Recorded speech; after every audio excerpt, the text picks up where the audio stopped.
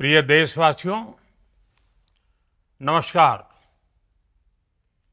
हम सभी ने बीते दिनों में देश का सामर्थ्य और उसका संयम दोनों देखा है। मैं सबसे पहले भारत की पराक्रमी सेनाओं को, सशस्त्र बलों को, हमारी खुफिया एजेंसियों को, हमारे वैज्ञानिकों को, हर भारतवासी की तरफ से सैल्यूट करता हूं। हमारे वीर सैनिकों ने ऑपरेशन सिंदूर के लक्ष्यों की प्राप्ति के लिए असीम शौर्य का प्रदर्शन किया। मैं उनकी वीरता को, उनके साहस को, उनके पराक्रम को आज समर्पित करता हूं। हमारे देश की हर माता को, देश की हर बहन को और देश की हर बेटी को ये पराक्रम समर्पित करता हूं। साथियों, 22 अप्रैल को पहलगाम में आतंकवादियों ने जो बर्बरता दिखाई थी, उसने देश और दुनिया को झकझोर दिया था। छुट्टियां मना रहे निर्दोष मासूम नागरिकों को धर्म पूछकर उनके परिवार के सामने, उनके बच्चों के सामने बेरहमी से मार डालना, यह आतंक का बहुत विभत्स चेहरा था, क्रूरता थी। ये देश के सद्भाव को तोड़ने की घिनौनी कोशिश भी थी। मेरे लिए व्यक्तिगत रूप से ये पीड़ा बहुत बड़ी थी। इस आतंकी हमले के बाद सारा राष्ट्र, हर नागरिक, हर समाज, हर वर्ग, हर राजनीतिक दल एक स्वर में आतंक के खिलाफ कड़ी कार्रवाई के लिए उठ खड़ा हुआ। हमने आतंकवादियों को मिट्टी में मिलाने के लिए भारत की सेनाओं को पूरी छूट दे दी और आज हर आतंकी, आतंक का हर संगठन जान चुका है कि हमारी बहनों बेटियों के माथे से सिंदूर हटाने का अंजाम क्या होता है। साथियों, ऑपरेशन सिंदूर ये सिर्फ नाम नहीं है, ये देश के कोटि कोटि लोगों की भावनाओं का प्रतिबिंब है। ऑपरेशन सिंदूर न्याय की अखंड प्रतिज्ञा है।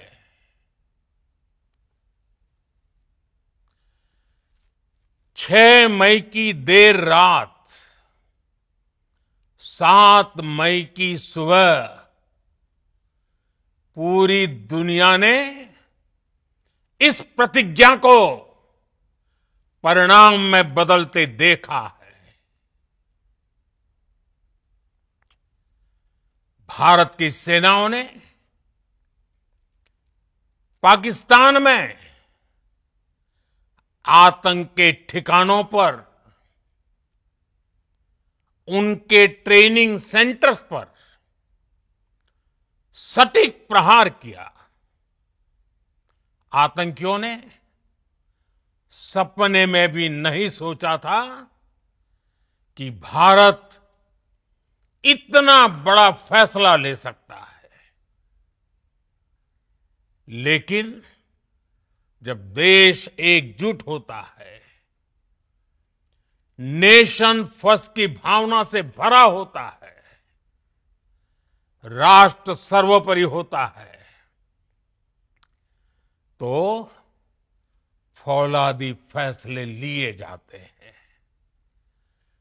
परिणाम लाकर दिखाए जाते हैं। जब पाकिस्तान में आतंक के अड्डों पर भारत की मिसाइलों ने हमला बोला, भारत के ड्रोन्स ने हमला बोला, तो आतंकी संगठनों की इमारतें नहीं, बल्कि उनका हौसला भी थर्रा गया। बहावलपुर और मुरीद के जैसे आतंकी ठिकाने एक प्रकार से ग्लोबल टेररिज्म की यूनिवर्सिटीज रही है। दुनिया में कहीं पर भी जो बड़े आतंकी हमले हुए हैं, चाहे 9/11 हो, चाहे लंदन ट्यूब बॉम्बिंग हो, या भारत में दशकों से जो बड़े बड़े आतंकी हमले हुए हैं, उन सब के तार कहीं ना कहीं आतंक के इन्हीं ठिकानों से जुड़ते रहे हैं। आतंकियों ने हमारी बहनों का सिंदूर उजाड़ा था, इसलिए भारत ने आतंक के ये हेडक्वार्टर्स उजाड़ दिए। भारत के इन हमलों में 100 से अधिक खूंखार आतंकवादियों को मौत के घाट उतारा गया है। आतंक के बहुत सारे आका बीते 2.5-3 दशकों से खुलेआम पाकिस्तान में घूम रहे थे, जो भारत के खिलाफ साजिशें करते थे। उन्हें भारत ने एक झटके में खत्म कर दिया। साथियों, भारत की इस कार्रवाई से पाकिस्तान घोर निराशा में गिर गया था, हताशा में गिर गया था, बौखला गया था। और इसी बौखलाहट में उसने एक और दुस्साहस किया। आतंक पर भारत की कार्रवाई का साथ देने के बजाय पाकिस्तान ने भारत पर ही हमला करना शुरू कर दिया। पाकिस्तान ने हमारे स्कूलों, कॉलेजों को, गुरुद्वारों को, मंदिरों को, सामान्य नागरिकों के घरों को निशाना बनाया। पाकिस्तान ने हमारे सैन्य ठिकानों को निशाना बनाया। लेकिन इसमें भी पाकिस्तान खुद बेनकाब हो गया। दुनिया ने देखा कि कैसे पाकिस्तान के ड्रोन्स, पाकिस्तान की मिसाइलें भारत के सामने तिनके की तरफ बिखर गई। भारत के सशक्त एयर डिफेंस सिस्टम ने उन्हें आसमान में ही नष्ट कर दिया। पाकिस्तान की तैयारी सीमा पर वार की थी, लेकिन भारत ने पाकिस्तान के सीने पर वार कर दिया। भारत के ड्रोन्स, भारत की मिसाइलों ने सटीकता के साथ हमला किया। पाकिस्तानी वायुसेना के उन एयरबेस को नुकसान पहुंचाया, जिस पर पाकिस्तान को बहुत घमंड था। भारत ने पहले 3 दिनों में ही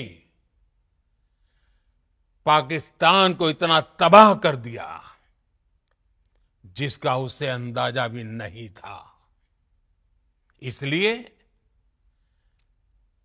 भारत की आक्रामक कार्रवाई के बाद पाकिस्तान बचने के रास्ते खोजने लगा। पाकिस्तान दुनिया भर में तनाव कम करने के लिए गुहार लगा रहा था, और बुरी तरह पीटने के बाद इसी मजबूरी में 10 मई की दोपहर को पाकिस्तानी सेना ने हमारे डीजीएमओ को संपर्क किया। तब तक हम आतंकवाद के इंफ्रास्ट्रक्चर को बड़े पैमाने पर तबाह कर चुके थे। आतंकियों को मौत के घाट उतार दिया गया था। पाकिस्तान के सीने में बसाए गए आतंक के अड्डों को हमने खंडहर बना दिया था। इसलिए जब पाकिस्तान की तरफ से गुहार लगाई गई, पाकिस्तान की तरफ से जब ये कहा गया कि उसकी ओर से आगे कोई आतंकी गतिविधि और सैन्य दुस्साहस नहीं दिखाया जाएगा, तो भारत ने भी उस पर विचार किया। और मैं फिर दोहरा रहा हूं, हमने पाकिस्तान के आतंकी और सैन्य ठिकानों पर अपनी जवाबी कार्रवाई को अभी सिर्फ स्थगित किया है।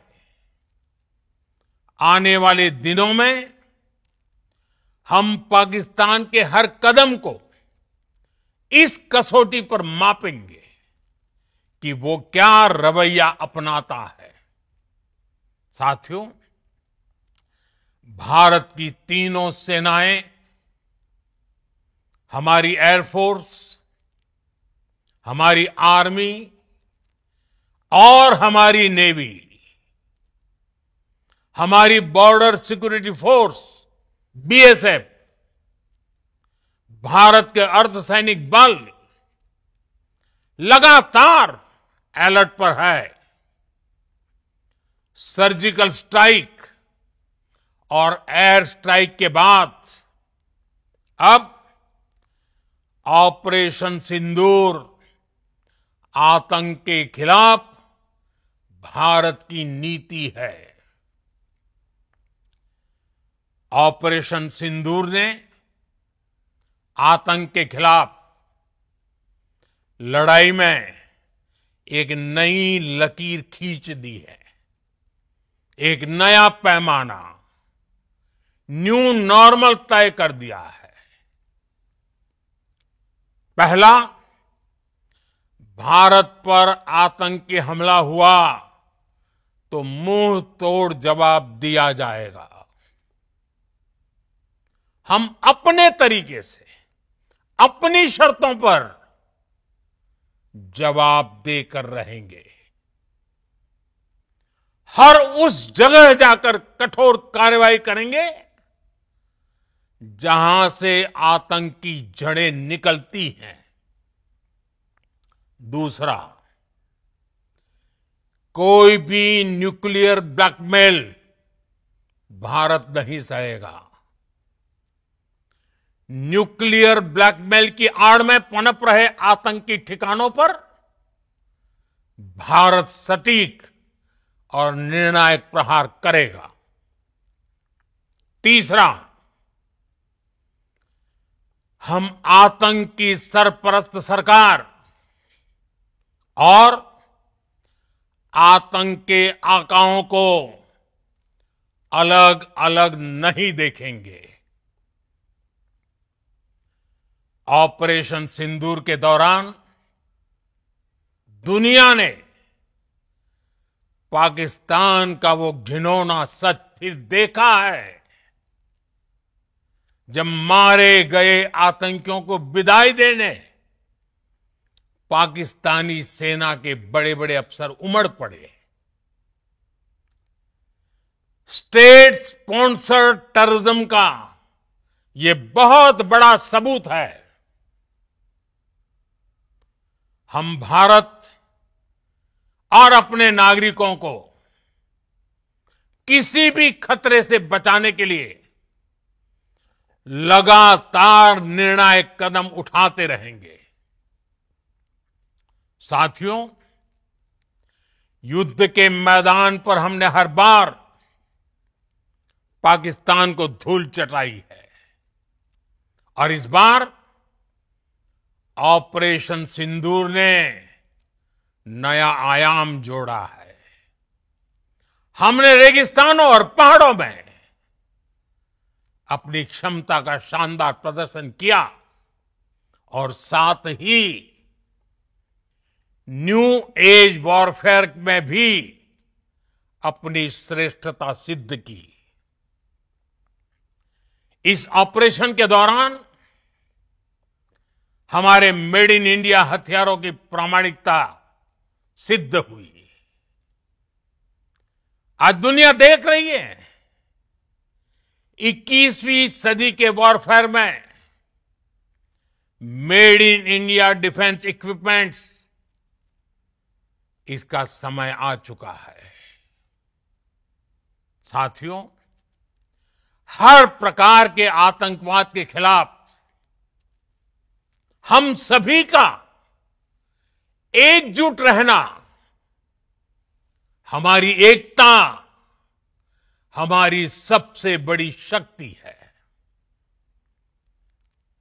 निश्चित तौर पर ये युग युद्ध का नहीं है, लेकिन ये युग आतंकवाद का भी नहीं है। टेररिज्म के खिलाफ जीरो टॉलरेंस, ये एक बेहतर दुनिया की गारंटी है। साथियों, पाकिस्तानी फौज, पाकिस्तान की सरकार जिस तरह आतंकवाद को खाद पानी दे रहे हैं, वो एक दिन पाकिस्तान को ही समाप्त कर देगा। पाकिस्तान को अगर बचना है तो उसे अपने टेरर इंफ्रास्ट्रक्चर का सफाया करना ही होगा। इसके अलावा शांति का कोई रास्ता नहीं है। भारत का मत एकदम स्पष्ट है।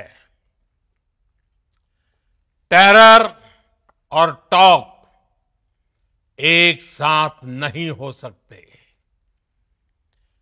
टेरर और ट्रेड एक साथ नहीं चल सकते और पानी और खून भी एक साथ नहीं बह सकता।